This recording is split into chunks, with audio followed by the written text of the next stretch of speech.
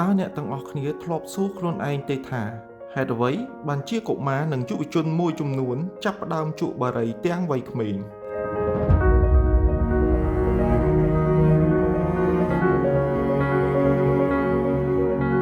តើការជក់បារីធ្វើឲ្យពួកគេក្លាយជាមនុស្សពេញវ័យជាងមុនមែនទេ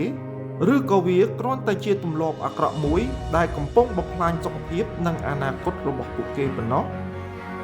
ជាការពិតការជក់បារីមិនមែនជាសញ្ញាបង្ហាញពីភាពក្លាហានឬភាពទំនើបនោះទេផ្ទុយទៅវិញវាជាឥរិយាបថដែលអាចនាំឲ្យមានផលប៉ះពាល់ជាច្រើនទាំងផ្នែកសុខភាពការសិក្សាសេដ្ឋកិច្ចនិងទំនាក់ទំនងក្នុងសង្គមមូលហេតុដែលធ្វើឲ្យក្មេងៗជក់បារីមានច្រើនយ៉ាងអ្នកខ្លះចង់សាកល្បងព្រោះគិតថាវាជារឿងធម្មតាអ្នកខ្លះទៀតត្រូវមិត្តភក្តិបង្ខំឬលើកទឹកចិត្តឲ្យសាកខ្លះទៀតត្រាប់តាមមនុស្សធំឬអ្វីដែលពួកគេឃើញនៅក្នុងបណ្ដាញសង្គម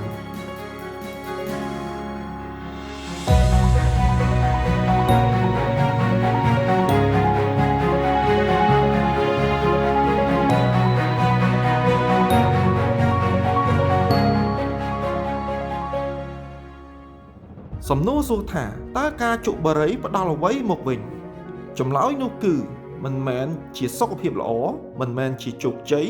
និងមិនមែនជាអនាគតភ្លឺស្វាងឡើយការជក់បារីអាចប៉ះពាល់ដល់សួតបេះដូងនិងប្រព័ន្ធដង្ហើមចំពោះកុមារនិងយុវជនរាងកាយនិងខួរក្បាលកំពុងអភិវឌ្ឍវានឹងផ្ដល់ផលប៉ះពាល់អាចកាន់តែធ្ងន់ធ្ងរជាងនេះការជក់បារីក៏អាចធ្វើឲ្យរាងកាយឆាប់អស់កម្លាំងពិបាកផ្ដោតអារម្មណ៍ក្នុងការសិក្សានិងកាត់បន្ថយសមត្ថភាពក្នុងការលេងកីឡាផងដែរ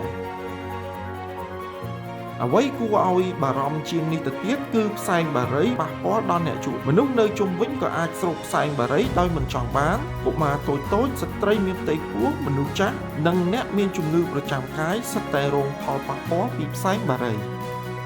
ដូច្នោះការជក់បារីមិនមែនជាបញ្ហារបស់បុគ្គលម្នាក់ទេប៉ុន្តែវាជាបញ្ហារបស់គ្រួសារនិងសង្គមទាំងមូល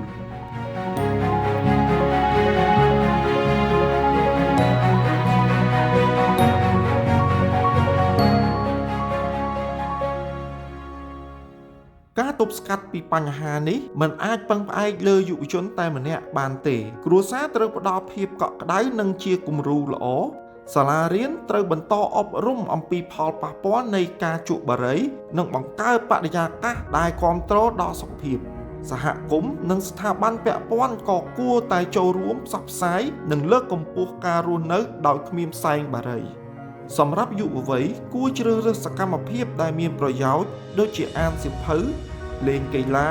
ការស្ម័គ្រចិត្តនិងការរៀនជំនាញថ្មីៗការមានគោលដៅក្នុងជីវិតនិងការជ្រើសរើសមិត្តភក្តិល្អជួយឲ្យយើងនៅឆ្ងាយពីទម្លាប់ដែលប៉ះពាល់ដល់សុខភាពគឺជាទ្រព្យសម្បត្តិដ៏មានតម្លៃបំផុតប្រាក់អាចរកបានវិញប៉ុន្តែសុខភាពដែលបាត់បង់ដោយសារទម្លាប់អាក្រក់មិនងាយស្ដារឡើងវិញឡើយអនាគតរបស់យើងមិនត្រូវសម្រេចដោយបារីមួយដើមទេប៉ុន្តែត្រូវសម្រេចដោយការសិក្សាការខិតខំប្រឹងប្រែងនិងការសម្រេចចិត្តដ៏ត្រឹមត្រូវកុំសាកល្បងជក់បារីដោយគ្រាន់តែចង់ដឹងកុំជក់បារីដោយគ្រាន់តែចង់ត្រាប់តាមអ្នកដទៃកុំបំផ្លាញអនាគតរបស់ខ្លួនដោយសារការសម្រេចចិត្តតែមួយភ្លែត